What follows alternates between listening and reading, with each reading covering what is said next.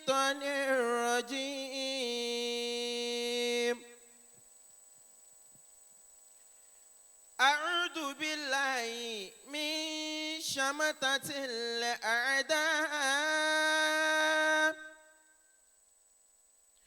أعوذ بالله السميع العليم من الشيطان الرجيم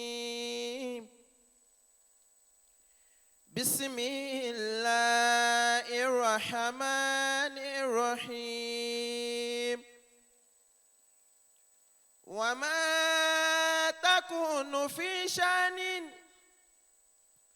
وما تتلو منه من قرآن ولا تعملون من عمل إلا كل عليكم شهودا إذ تفيدون فيه وما يعزب عن ربك من مثقال ذرة في الأرض ولا في السماء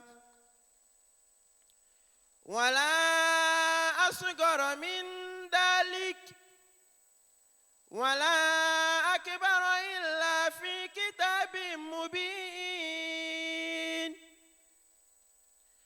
ألا إن أولياء الله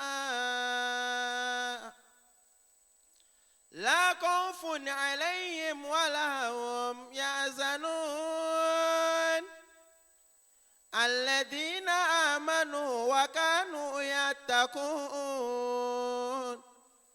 لهم البشر في الحياة الدنيا وفي الآخرة ذلك هو الفوز العظيم دعواهم فيها سبحانك اللهم وتحيتهم فيها سلام وآخر دعواهم أن الحمد لله رب العالمين صدق الله العظيم. ẹgbọ́n lọ́n tóbi.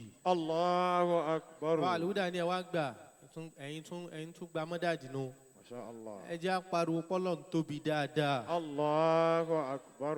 mo kí àlùfáà wa gbà tí wọ́n kà fún wa nínú